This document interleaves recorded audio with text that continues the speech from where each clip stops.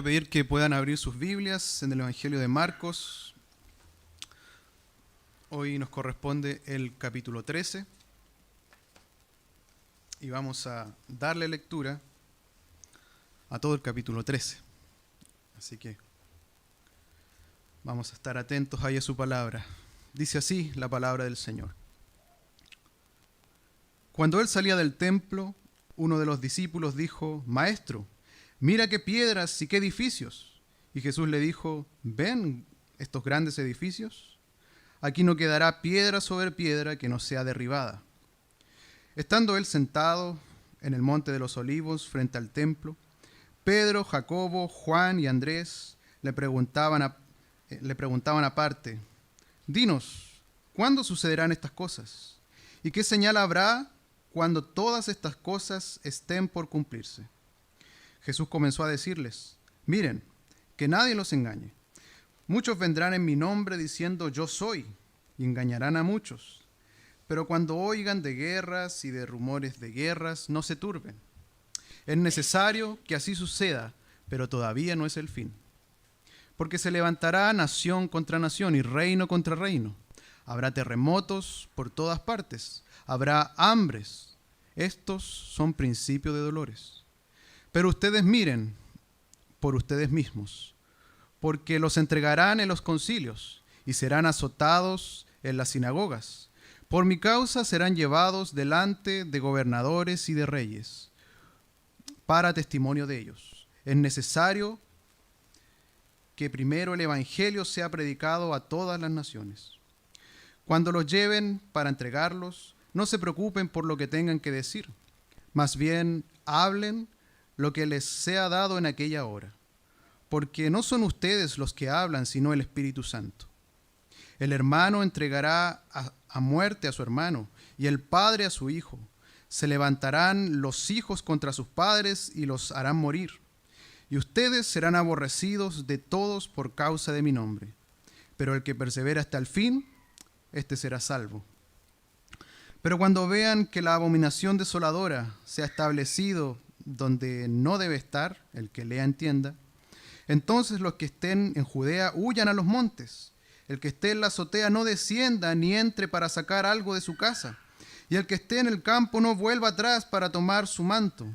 ¡Ay de las que estén embarazadas y de las que críen en aquellos días! Oren pues, que no acontezca en invierno.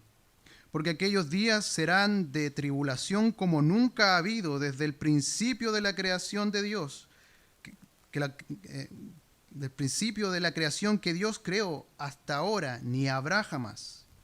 Si el Señor no hubiera cortado aquellos días, no se salvaría nadie. Pero por causa de los escogidos que Él eligió, Él ha cortado aquellos días. Entonces, si alguien les dice: he aquí, aquí está el Cristo, o he allí, allí está, no le crean, porque se levantarán falsos cristos y falsos profetas, y harán señales y maravillas para engañar, de ser posible, a los escogidos. Pero ustedes, miren, se lo he dicho todo de antemano. Entonces, en aquellos días, después de aquella tribulación, el sol se oscurecerá y la luna no dará su resplandor. Las estrellas caerán del cielo y los poderes que están en los cielos serán sacudidos. Entonces verán al Hijo del Hombre viniendo en las nubes, con gran poder y gloria. Después enviará a sus ángeles y se reunirá a sus escogidos de los cuatro vientos, desde el extremo de la tierra hasta el extremo del cielo. De la higuera aprendan la parábola. Cuando su rama ya está tierna y brotan sus hojas, saben que el invierno está cerca. Así también ustedes, cuando vean que suceden estas cosas, sepan que está cerca a las puertas. De cierto les digo que no pasará esta generación hasta que todas estas cosas sucedan. El cielo y la tierra pasarán, pero mis palabras no pasarán. Pero acerca de aquel día o de la hora nadie sabe, ni siquiera los ángeles en el cielo, ni aun el Hijo, sino el Padre. Miren y velen, porque no saben cuándo será el tiempo.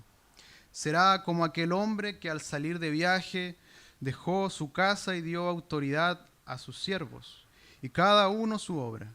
Y el portero mandó que velase. Velen pues, porque no saben cuándo vendrá el Señor de la casa, sea a la tarde o a la medianoche, al canto del gallo o a la mañana.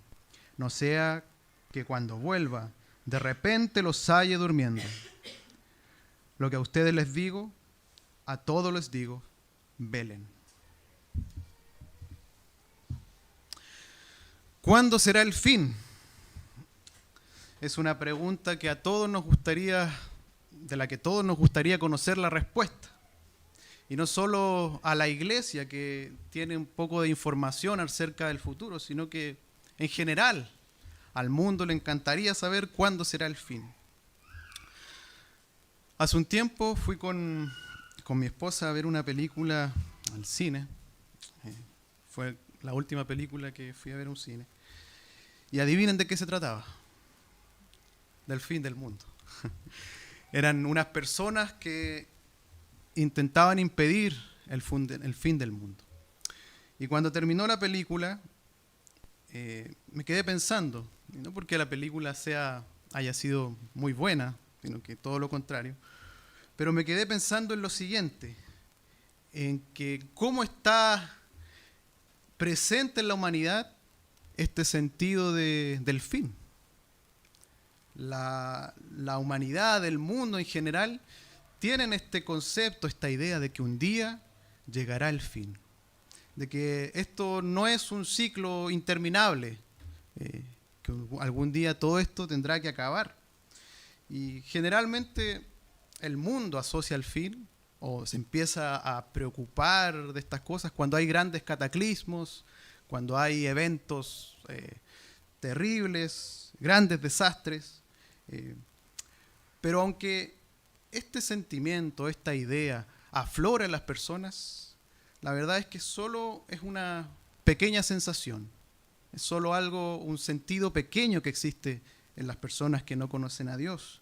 Porque aunque está presente esta expectativa del final, del fin del mundo, ellos siguen viviendo su vida con normalidad. Siguen viviendo como si nada va a pasar. Y viven día tras día con tranquilidad, como si nunca esto fuera a acabar. Es más, la gente dice, vivamos esta vida porque después no hay otra vida. Disfrutemos lo que nos queda, el tiempo presente. Disfrutemos lo que hay y sigamos viviendo. Lo de mañana no hay certeza qué ocurrirá. Pero en este pasaje Jesús nos dice que habrá un final. Nos dice que la historia llegará a su desenlace. La historia tendrá una resolución. La historia tendrá un final. Y este final tendrá a Cristo como el principal protagonista. Ahora, para entender bien este pasaje, para no caer en errores, debemos darnos cuenta que Jesús aquí está respondiendo dos preguntas que fueron hechas por sus discípulos. Una es acerca de la destrucción del templo y la otra acerca de el fin del mundo, el fin de los tiempos. Entonces Jesús en este discurso comienza a desarrollar, presentar su argumentación, pero él se encuentra respondiendo estas dos preguntas: la destrucción de Jerusalén y la destrucción o el fin de los tiempos. Entonces es importante que tengamos eso presente para que podamos entender bien lo que Jesús nos va a decir aquí. Y lo primero que vamos a decir es que este sermón lleva por título El fin de los tiempos. Y lo primero que Jesús nos dice es la destrucción del templo. Versículos 1 al 4. Vemos que Jesús, saliendo del templo junto a sus discípulos, ellos le dicen, mira qué piedras, mira qué edificios. Y Jesús responde, ¿ven estos grandes edificios? Refiriéndose al templo. Aquí no quedará piedra sobre piedra que no sea derribada. Es decir, este gran edificio, el templo, sería destruido. Y esta profecía causó conmoción en los discípulos porque el templo era más que un edificio para los judíos. Era más que un lugar de reunión para el judío. El templo era motivo de orgullo para la nación de Israel. El templo era el lugar donde se reunían a adorar al Señor, donde iban a la presencia del Señor, y también era un enorme edificio. Por lo tanto, para ellos esto era un poco complejo de asimilar. Estas palabras de Jesús de que el templo iba a ser destruido completamente. Para que entendamos un poco de qué se trataba este templo, el templo original fue construido por Salomón en el siglo X a.C., pero este templo fue destruido, nosotros sabemos, por los babilonios cuando se llevaron cautivo a Israel o a Judea, a los judíos. El templo fue reconstruido en el 516 a.C., cuando retornaron del exilio babilónico. Pero ese templo, nosotros sabemos que no fue ni sombra del primer templo de Salomón. De hecho, por lo que leemos en Esdras, los judíos lloraban, o los que tenían más edad y vieron el primer templo lloraban porque no era ni sombra del primer templo. Pero este segundo templo fue reconstruido ya en el 19 a.C. por Herodes el Grande. Y este templo sí que tenía una fama de ser un hermoso edificio, de ser inmenso, de ser un lugar espectacular. De hecho, estaba construido con oro, con mármol. Era un edificio verdaderamente lujoso. Fíjense que un historiador, Josefo, del siglo I, dijo lo siguiente acerca de este templo. La parte exterior del edificio tenía todo aquello que pudiese producir asombro al alma y a los ojos, al estar cubierto por todos lados con gruesas planchas de oro. Apenas salía el sol, el templo empezaba a irradiar un resplandor tan intenso que los que se esforzaban en mirarlo se veían obligados a desviar sus ojos como si se tratase de rayos solares.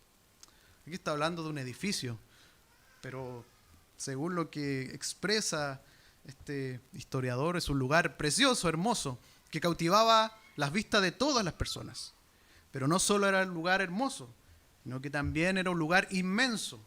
Fíjense que las piedras que formaban parte de la estructura de este templo, cada una de ellas medía 5 metros de ancho y 1 metro de largo.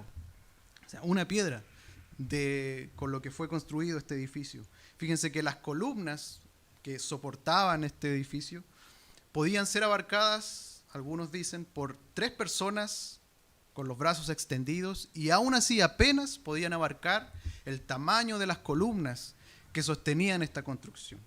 Por lo tanto, era un inmenso edificio.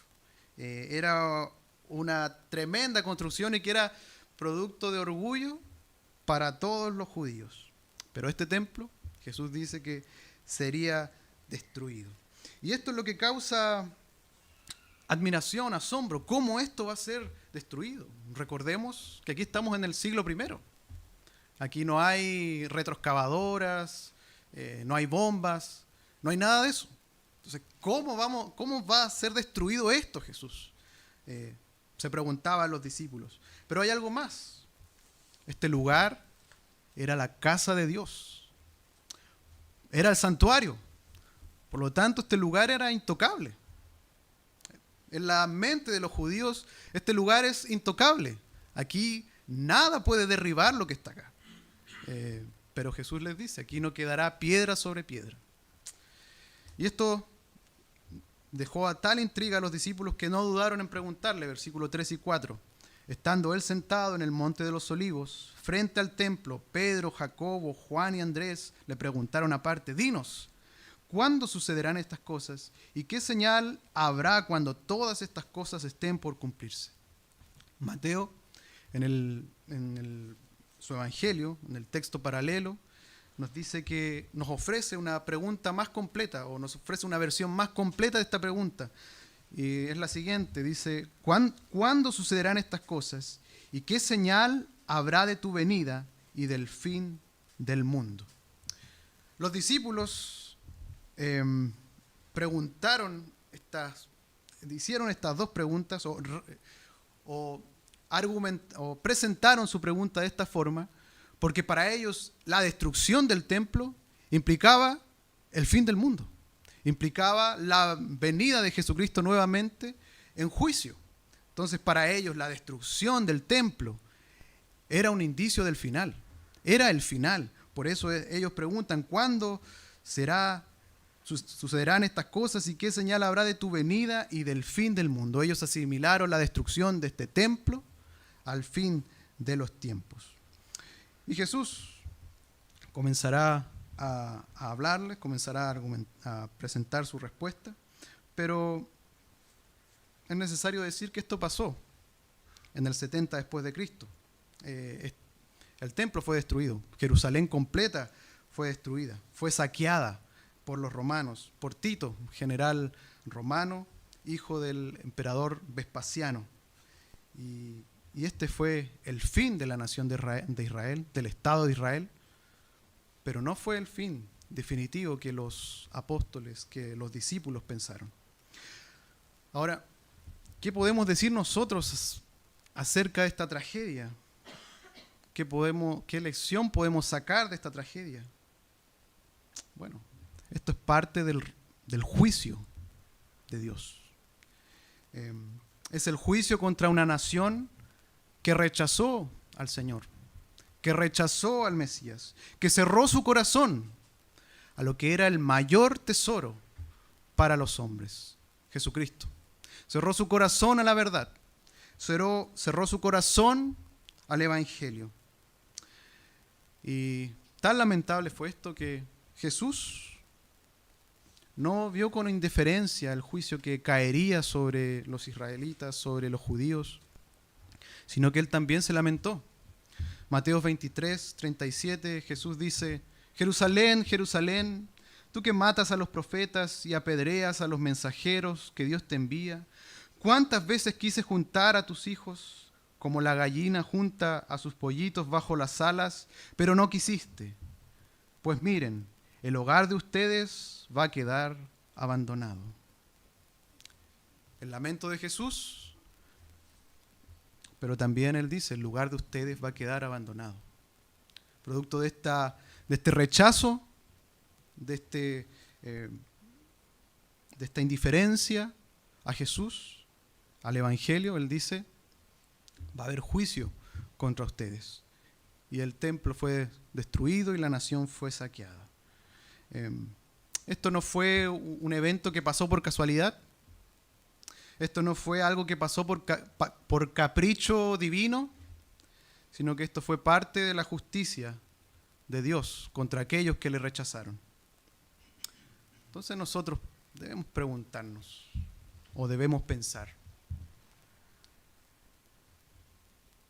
¿habrá consecuencias o pasas por alto las consecuencias que pueden pasar si rechazas al Señor? ¿Piensas que no habrá, mejor dicho, ninguna consecuencia si rechazas el Evangelio? Si rechazas a Jesús. Este pueblo, esta nación, sufrió las consecuencias terribles. Una nación completa fue exterminada. Y muchos sufrirán grandes consecuencias eternas por rechazar a Jesucristo. Pero Cristo va a comenzar a dar su discurso, y es el segundo punto de este sermón, entendiendo las señales, es el segundo punto. Recordamos que los discípulos preguntaban por las señales, ellos querían estar preparados acerca de la destrucción de Jerusalén, querían saber cómo estar preparados ante esta gran catástrofe. Y aquí Jesús responde con este discurso. Él dice que está cercano, que es inminente, que incluso no pasará esta generación antes que todas estas cosas sucedan, pero Él comienza a presentar ciertos eventos para que sus discípulos estén preparados. Y Él proclama que van a ocurrir ciertas cosas, ciertos eventos que serán señales que les ayudarán a estar conscientes de que este fin va a acabar. Pero mientras Jesús habla, vemos que no solo nos habla del fin de Jerusalén, sino que también nos va a hablar de su venida. Jesús proclama también el fin. Entonces, aquí vemos que Jesús nos habla de dos acontecimientos. Uno, que va a tener un cumplimiento cercano, que es la destrucción de Jerusalén, y otro que tiene un cumplimiento distante, futuro, que es la venida, su segunda venida y el fin de los tiempos. Entonces, la destrucción de Jerusalén está en un futuro cercano y es una especie de anticipo de lo que ha de ocurrir en el fin del mundo. Entonces, esa es la manera en que debemos leer estos versículos. Ahora, ¿cuáles son estas señales que Jesús presenta? Primero nos habla de falsos maestros, versículos 5 y 6, dicen: mire que nadie los engañen. Muchos vendrán en mi nombre diciendo yo soy, y engañarán a muchos. Esto Marco después lo reitera en el versículo 21 y 23. Jesús anticipa que vendrían falsos supuestos mesías, falsos maestros. Se levantarán supuestos iluminados, algunos afirmando tener un llamado de Dios, cautivando a las personas, engañándolas con mentiras. Por eso Jesús les dice, no se engañen. Y esto pasó en estos tiempos. Josefo nos dice que se levantó un grupo llamado los insurgentes. Sus líderes eran Teudas, que es mencionado en el libro de Hechos en 2 ocasiones, y Judas el Galileo. Y estas personas se proclamaban tener un llamado especial de parte de Dios para liberar al pueblo de Roma. Ellos decían tener un llamado especial de Dios. Y así, poniendo como ejemplo este caso cercano, así ha continuado ocurriendo. Se han levantado una y otra vez, personas que dicen ser especiales, que dicen tener un llamado de Dios, que dicen ser profetas especiales, hombres que han venido de parte de Dios y que tienen algo especial que decirle a la humanidad. Y Jesús está anticipando que en aquellos días eso pasaría, pero también nosotros lo vemos que hasta nuestros días continúa sucediendo. También Jesús habla de los conflictos entre las naciones, versículos 7 y 8. Pero cuando oigan de guerras y de rumores de guerras, no se turben. Es necesario que así suceda, pero todavía no es el fin, porque se levantará nación contra nación y reino contra reino. Jesús dice al principio, no se engañan. ¿Y por qué lo dice? Porque eventos como estos conflictos entre las naciones, despiertan una especie de histeria colectiva, ¿no es cierto?, en la gente. Despierta esta especie de efervescencia, de histeria, donde suponen que el final ya ha llegado. ¿Cuántas veces a raíz de algún conflicto la gente no dice estamos cerca del fin? Y generalmente ese conflicto hoy en nuestros días no sé, está relacionado con Estados Unidos, con el Medio Oriente, con Israel. Y cuando pasan este tipo de cosas, la gente ya comienza a ponerse nerviosa. Incluso muchos se aventuran a dar fechas, a decir en tal fecha o en tal periodo de tiempo va a ser inminente el fin o la llegada de Jesús. Bueno, estos eventos, estos conflictos se cumplieron en esos tiempos. En el 66 después de Cristo comenzaría la revuelta judía contra Roma y esto terminaría con la destrucción de la nación judía. También, años más tarde, comenzaría la inestabilidad en Roma y habrían 4 emperadores en un año, con un montón de revueltas, con inestabilidad política por doquier. Por lo tanto, vemos que estos conflictos se estaban dando y se darían en los tiempos de Jesús, pero también a lo largo de la historia y hasta nuestros días. Y no hay que ser grandes investigadores ni historiadores para ver que esto pasa siempre. Es cosa de recordar lo que ha pasado hace un año atrás en Europa. Y si podemos hacer memoria, desde que vivimos siempre hemos estado presentes en algún conflicto de alguna nación contra otra nación. Siempre ha ocurrido. También Jesús nos habla de los terremotos y las hambrunas. Versículos 7, segunda parte y 8 dice: habrá terremotos por todas partes, habrá hambres. Estos son principios de dolores. Entre el 60 y el 80 después de Cristo, el imperio fue asolado por pestilencias, por incendios, por huracanes, por terremotos. Tenemos la destrucción de una ciudad completa, Pompeya, una ciudad romana, por la erupción de un volcán. Eso ocurrió en ese tiempo y continúa pasando en nuestros días. Por eso ninguna de estas cosas, ninguna de estas señales son una señal exacta para que nosotros podamos decir es el fin o la venida del Señor. Y eso es muy importante porque estas cosas generan temor. Estas cosas generan ansiedad. Estas cosas generan preocupación. Pero nosotros, al leer esto, podemos decir y podemos ver que podemos estar tranquilos. Por medio de estas palabras, Jesús nos llama a no temer. A no temer. Porque estas grandes catástrofes, estos grandes conflictos, estos grandes hombres que dicen ser Dios, todas estas cosas han pasado y seguirán pasando. Seguirán pasando hasta que Él venga. Hace algunos años vimos cómo gran parte del mundo cayó en gran pánico por el famoso coronavirus, ¿no es cierto? Y yo escuché a muchos decir que era el fin. Probablemente también muchos de nosotros nos angustiamos, nos preocupamos, caímos un poco en el temor o en la preocupación. Muchos se angustiaron, en fin. Pero como iglesia, hermanos, al ver estas señales, no tenemos que perder la calma. No tenemos que entrar en pánico. No tenemos que entrar en la efervescencia o en la última profecía del momento, porque estas son cosas que el Señor ya anticipó. Y no debemos de perdernos en la confusión de las personas cuando estas cosas suceden.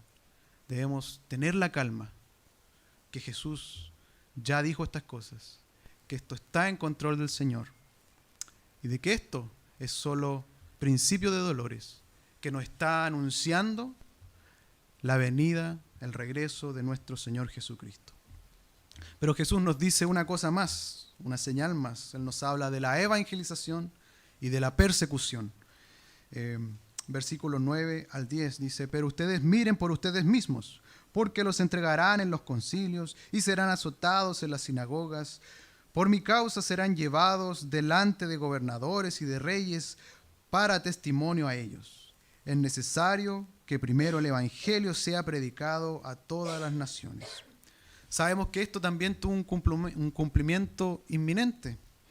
Solo basta que leamos el libro de Hechos para que podamos ver que verdaderamente comenzaron a ser perseguidos los cristianos. Fueron torturados, fueron encarcelados, fueron asesinados. Recordemos, Pedro, Juan, llevados ante el Sanedrín, amenazados de no seguir predicando el nombre de Cristo. Recordemos a Esteban siendo muerto, apedreado por sus compatriotas. Recordemos a Saulo siendo el líder en perseguir a los cristianos de la época. Y también el mismo Saulo, después siendo Pablo, habiendo también sido víctima de un montón de persecuciones por los gentiles y por los judíos, lo que terminaría con su muerte. Y recordemos, según los registros que tenemos, de todos los discípulos o de los apóstoles, todos muertos, martirizados, a excepción de Juan, pero todos muertos por causa del evangelio. Pero a pesar de esta persecución que Jesús les anticipa, Él les anima a no dejar de dar testimonio, porque Él dice, es necesario que su palabra sea predicada a todas las naciones. Y esto, hermanos, no deja de sorprender, no deja de impresionar, porque es extraña la manera en que el cristianismo funciona, porque la fe bíblica ha sido perseguida a lo largo de la historia. Pero a pesar de eso, nunca ha dejado de existir y nunca ha dejado de crecer. Y lo que es más interesante incluso es que según las estadísticas, los lugares donde más crece el evangelio estadísticamente son los lugares que son más perseguidos, donde más persecución existe en contra del evangelio. Por lo tanto, los discípulos fueron testigos, entendieron esto, que a pesar de la persecución, el evangelio debía seguir siendo proclamado. ¿Por qué? Porque el evangelio no era cualquier mensaje, porque el evangelio no es cualquier ideología, que el evangelio es poderoso. El evangelio es poder. Los discípulos lo sabían porque vieron a Jesús resucitado. Vieron a Jesús ascender a los cielos. Y muchos de ellos vieron a Cristo vivo. Sabían que no podían callar. Sabían que tenían que comunicar este evangelio a todas las naciones. Sabían que no podían dejar de comunicar esta buena noticia. Pero a pesar del sufrimiento, este era un tiempo de bendición. A pesar de la persecución, este era un tiempo de bendición, porque las puertas estaban abiertas para que el evangelio avanzara a las demás naciones y conocieran a Jesús y conocieran al Señor. Y esto no es distinto en nuestros días. Las personas de todas las épocas, de todas las naciones, deben escuchar la palabra del Señor. Y es necesario que el evangelio sea predicado, hermanos. Y en medio de todos los conflictos que ocurren, en vez de caer en la histeria, en vez de caer en la efervescencia colectiva, no perdamos la oportunidad de hablar de Cristo. No perdamos la oportunidad de dar testimonio del Señor. Pero hay algo más que Jesús nos dice que podemos reflexionar, porque la iglesia sería perseguida, daría testimonio, pero no haría esto por sí mismo. No estarían solos en esta misión, sino que tendrían la ayuda de Dios mismo, tendrían la ayuda del Espíritu Santo. Como dice el versículo 11, cuando los lleven para entregarlos, no se preocupen por lo que tengan que decir, más bien hablen lo que les sea dado en aquella hora, porque no son ustedes los que hablan, sino el Espíritu Santo. Cuando nosotros damos testimonio, cuando el pueblo de Dios da testimonio o anuncia el Evangelio de Cristo, no lo hacemos solos, sino que lo hacemos con la ayuda del Espíritu Santo. Por lo tanto, hermanos, cuando tengamos la oportunidad, no tengamos temor. O si sentimos temor, si somos tentados a callar, recordemos que el mismo Espíritu Santo puede hablar por nuestras bocas. El mismo Espíritu Santo puede hablar a los demás. Cuando sientas tentado a callar por la persecución, fortalécete en saber que el Espíritu Santo está contigo y Él puede hablar por medio de ti. La tercera cosa que Cristo habla en este discurso es una gran tribulación. Versículos 14 al 23 dice: pero cuando vean que la abominación desoladora se ha establecido donde no debe estar, el que le entienda, entonces los que estén en Judea huyan a los montes, el que esté en la azotea no descienda ni entre para sacar algo de su casa, y el que esté en el campo no vuelva atrás para tomar su manto. Ay de las que estén embarazadas y de las que críen en aquellos días. Oren pues que no acontezca en invierno, porque aquellos días serán de tribulación como nunca ha habido desde el principio de la creación de Dios, que Dios creó hasta ahora, ni habrá jamás. Si el Señor no hubiera acortado aquellos días, no se salvaría nadie, pero por causa de los escogidos que Él eligió, Él ha acortado aquellos días. Aunque Jesús ha hablado de ciertos eventos perturbadores que iban a acontecer, aquí parece que hay una progresión en su discurso. Aquí parece que hay un tono más urgente, más drástico, más espeluznante, si se quiere decirlo. Hay un cambio en el tono de Jesús. Ahora, ¿qué significan estas palabras? Jesús está hablando de una tribulación, de una gran tribulación. Ahora, ¿qué clase de tribulación? ¿La tribulación que vendría por la destrucción de Jerusalén o una tribulación futura? Bueno, para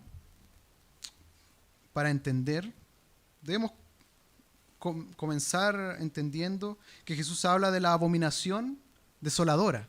Y esta es una profecía dada por Daniel en el capítulo 11, versículo 31, donde Daniel habla de un rey del norte que vendría a profanar el templo y que haría cesar el sacrificio. Eso es lo que la mayoría de los estudiosos llaman, o que dicen que se cumplió en el 168 a.C. con Antíoco IV Epífanes, que colocó un altar de Zeus en el templo y que sacrificó un cerdo en el templo. Por lo tanto, él transformó el templo en una abominación. Fue una abominación que trajo desolación. Por eso se llama la abominación desoladora. Ahora, esa profecía se cumplió en el 168 a.C., pero Jesús la vuelve a mencionar ahora y la atribuye a lo que está por suceder, a la destrucción de Jerusalén. Por lo tanto, esta es una abominación desoladora que también se cumplió en la destrucción de Jerusalén. Por esa razón, Jesús advierte que cuando vean esta abominación, huyan, corran para salvar sus vidas. El Evangelio de Lucas nos dice que cuando vean la ciudad sitiada con los ejércitos, sepan que ha llegado el fin. La descripción que Jesús hace es clara. Es un suceso horrible lo que va a pasar. Y verdaderamente lo fue. Fíjense que según los historiadores, 1 millón de judíos sufrieron la muerte en la destrucción de Jerusalén. Y también hay teorías de que muchos cristianos se salvaron, porque muy seguramente escucharon estas palabras y las recordaron. Y cuando vieron los ejércitos romanos, huyeron para salvar sus vidas. Ahora, mientras Jesús está hablando de esto terrible que será, anuncia que aquellos días serán de tribulación como nunca antes ha habido desde la creación y no la habrá jamás. O sea, no está hablando de una tribulación que nunca ha existido antes, desde los días de la creación. Y aquí tenemos una dificultad para entender esto, porque se está refiriendo a la destrucción del templo de Jerusalén, que fue verdaderamente un hecho indescriptiblemente horrible para la historia humana. Pero podríamos decir con seguridad que esa fue la tribulación más grande que ha existido en la historia de la humanidad. ¿Qué podríamos decir, por ejemplo, de Hitler y los casi 6 millones de judíos muertos en los campos de concentración de Auschwitz, de Mauthausen? Entonces aquí tenemos una muestra de que no podemos cerrar la puerta a una futura gran tribulación, mayor en magnitud que todas las anteriores, mayor en magnitud de todo lo que ha ocurrido anteriormente. Y una explicación a esto es que, así como el altar pagano que Daniel profetizó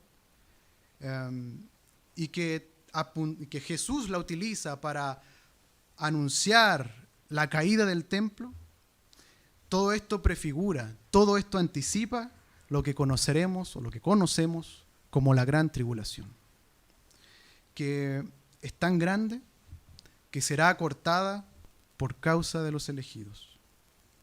Ahora, en medio de este contexto, Jesús vuelve a repetir acerca de los falsos maestros en estos versículos.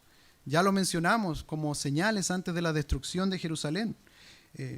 Pero aquí, cuando está hablando de esta gran tribulación que vendrá, también habla de aquellos falsos maestros que van a engañar a muchos. Incluso muchos dirán, aquí está el Cristo.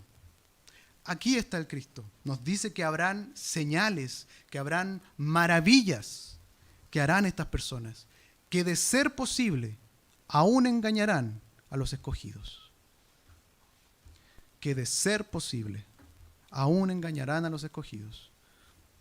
Pero nosotros sabemos que es imposible que los escogidos de Dios sean engañados por estos hombres. Pero llegando a este escenario, al de la gran tribulación, al de este terrible evento o terrible momento que experimentará la humanidad y el pueblo de Dios, pasamos al siguiente punto de este sermón, y es el regreso de Jesús, del versículo 24 al 27. El regreso de Jesús. Una vez Jesús, habiendo dado el panorama a sus discípulos de lo que ocurriría previo a su final, Jesús ahora habla acerca de su venida, el final. Y esta descripción de Jesús la hace en un lenguaje similar al de los profetas del Antiguo Testamento. Por lo tanto, interpretar estas palabras, nosotros debemos de tener cierto cuidado de no ser excesivamente literalistas al interpretarlas. Pero sí tenemos cosas, o sí podemos entender que hay cosas bastante claras en lo que Jesús dice. Primero, perturbaciones físicas en la naturaleza. Después de la gran tribulación, dice Jesús, el sol se oscurece, la luna no dará su resplandor, las estrellas caerán y los cielos serán sacudidos. Las imágenes que Jesús presenta aquí son muy vívidas. No pasa desapercibido. O sea, va a haber una muestra en toda la creación de que Jesús viene. Habrán hechos cataclísmicos y no sabemos con certeza de qué manera se presentarán. No sabemos si caerá algo del cielo, si la tierra se abrirá, si el sol verdaderamente o la luna dejará de alumbrar.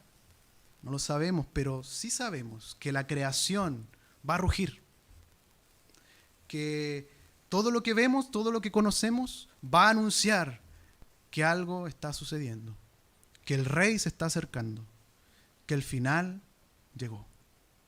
Pero Jesús también habla de su venida, pero su venida como libertador. En el versículo 26 el texto nos dice, verán al Hijo del Hombre. Y este verán hace una referencia a toda la humanidad. Todos lo verán. Todos lo verán volver. Y esta será una manifestación gloriosa, poderosa, inigualable. Ningún rey se compara a la venida que tendrá nuestro Señor. Él vendrá glorioso, majestuoso, y toda la tierra lo verá. Toda la tierra lo verá y concluirá la época presente, la era presente. Y lo último que Jesús dice es que habrá una reunión con sus escogidos, en el versículo 27. Para cuando Cristo venga, muchos habrán muerto y estarán o habrán estado en su morada celestial. Pero cuando Cristo vuelva, ellos serán unidos nuevamente a sus cuerpos y junto a los que estén vivos en aquel momento serán reunidos en los cielos con nuestro Señor. Y habrá un encuentro con nuestro Padre, con nuestro Señor Jesucristo, mejor dicho. Habrá un encuentro con el Rey, con todos los redimidos, con todos sus escogidos. Y en este momento, hermanos, todo anhelo va a ser satisfecho. Todo dolor habrá cesado. Toda angustia habrá terminado. Porque Jesús estará con nosotros. Será un encuentro maravilloso. Será un encuentro infinitamente glorioso para su pueblo, para sus hijos. Este será el final de la historia. Yo no sé si te ha pasado que alguna vez cuando miras una película, cuando sigues una historia, lees una novela y llegas al final y el final no te dejó con un buen sabor de boca, no te dejó satisfecho. Tú dices o piensas, no me convenció, no me convenció. Me hubiera gustado que termine de otra manera. Me hubiera gustado que termine así. ¿A cuántos le ha pasado que han quedado desilusionados con una historia? A mí me ha pasado muchas veces. Y empiezo a pensar, hubiera terminado así o de tal manera. Pero en la vida real no habrá lugar para estos cuestionamientos. La historia verdaderamente terminará de una manera perfecta. Terminará de manera perfecta. Estaremos con nuestro Señor. Los que aman al Señor Jesús estarán con Él eternamente y para siempre. No habrá más lamento, sino que habrá un final glorioso con nuestro Señor. Nuestro Señor Jesús también nos habla, como último punto, de la necesidad de estar preparados. Versículo 28 al 37. Jesús, lo último que dice en este discurso, les llama a sus discípulos a estar preparados y les presenta dos imágenes. Primero, la imagen de una higuera, que cuando sus ramas están tiernas por la savia, comienza a florecer, ¿no es cierto? Comienzan a brotar las hojas. Y los discípulos, cuando veían esto, las personas entendían que el verano estaba cerca. Que al ver a la higuera o al ver cualquier árbol frutal, al ver estos eventos de la higuera florecer, ellos sabían que el final estaba cerca. Así también Jesús les dice, cuando vieran estas cosas a sus discípulos, el final de Jerusalén iba a estar cerca. Los seguidores de Cristo tenían que estar preparados, conscientes, si querían evitar el sufrimiento o si querían salvar sus vidas. Y nosotros, hermanos, también debemos estar preparados. Porque como dice Jesús, nadie sabe el día ni la hora de su regreso. Ni los ángeles, que podríamos pensar que tienen mayor cercanía o intimidad con nuestro Señor Jesús, ellos no lo saben. Y Jesús dice, ni aun el Hijo del Hombre, considerando que Él está hablando desde el aspecto de su naturaleza humana, ni aun Él sabía cuándo iba a ser su segunda venida. Por eso Jesús les dice, velen. ¿Y esto qué significa? Estar en guardia, estar alerta, estar despiertos, no estar dormidos. Y esto Jesús lo deja más claro con la siguiente ilustración que les da a sus discípulos. Nos dice que su venida va a ser como la llegada de un hombre que fue de viaje y que dejó a sus siervos a cargo de su casa y dejó la responsabilidad especial al portero de la casa. Y todos debían de cumplir sus obligaciones porque el señor de la casa iba a volver.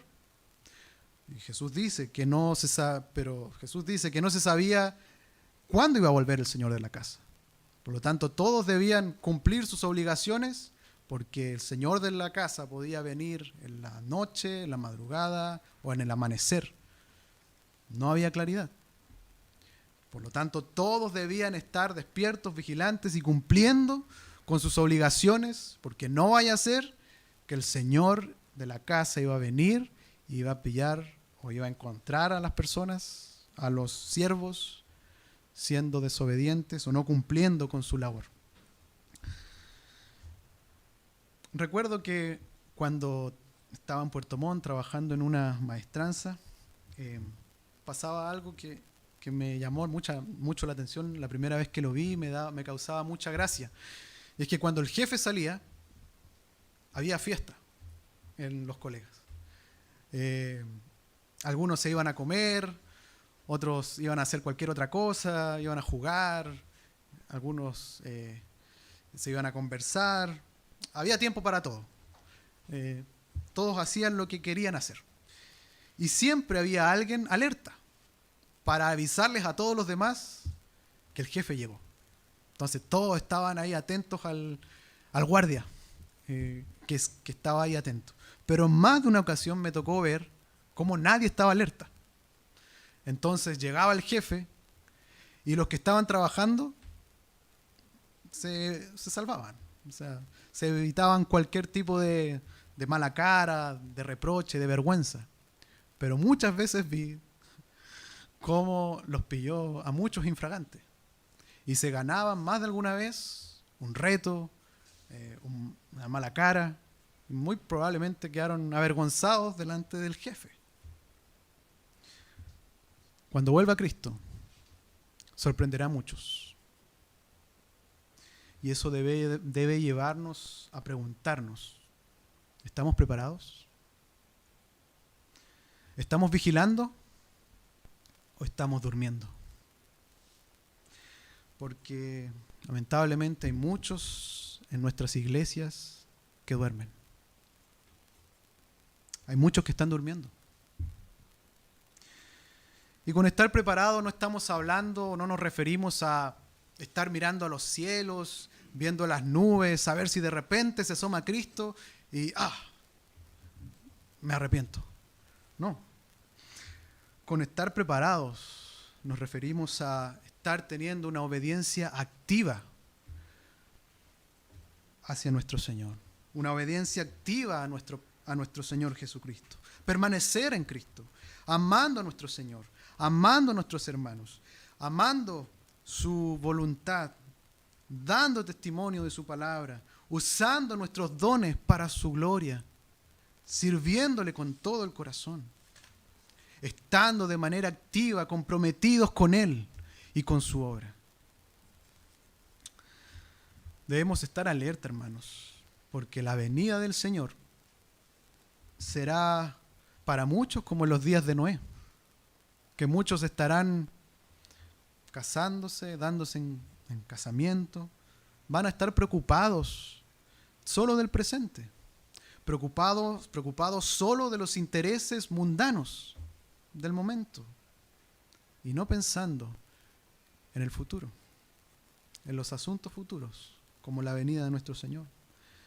Tampoco debemos malentender esta vigilancia con despreocuparnos del presente, ¿no es cierto? Como lo hicieron los tesalonicenses, que dejaron de trabajar, dejaron de cumplir con sus obligaciones terrenales, porque ya Cristo venía. Entonces, no hay nada más que hacer. Dejaron sus responsabilidades. No, ya lo dijimos. ¿Cómo debemos estar preparados en obediencia activa?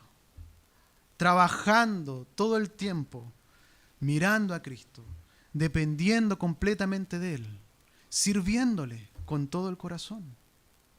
Esa es la manera en que podemos estar preparados y alerta para su regreso. Cristo volverá. Cristo volverá. Habrá un fin. ¿Quieres estar preparado? ¿Quieres que esa venida de Jesús sea un día de celebración, sea un día de gozo? ¿O quieres que sea un día de amargura, de llanto? Si queremos que sea un día de gozo, de alegría, de satisfacción, de plenitud, un día glorioso, hay que postrarse ante Jesús. Hay que rendirse al Señor. Hay que vivir para Él. Hay que entregarse a Él. Y ese retorno será para nosotros una dulce reunión, un dulce reencuentro con nuestro Señor, en lugar de un día donde se reciba un duro castigo por la desobediencia y por la necedad. Yo no sé si te ha pasado que ansías el encuentro con alguna persona, con algún familiar, lo deseas, lo anhelas, lo esperas, con algún ser querido. Y son reencuentros lindos, son reencuentros hermosos. Pero este reencuentro con Jesús, este encuentro con Jesús, será más glorioso que todos. No solo será más espectacular que todos, sino que será el más hermoso para nosotros, porque estaremos nuevamente con aquel que nos ha amado más que cualquier otra persona. Nadie te ha amado más que Cristo. Nadie ha dado más por ti que el Señor. Y un día estarás con ese, con el amado, con nuestro Señor Jesús. Oremos. Señor amado, Padre Celestial,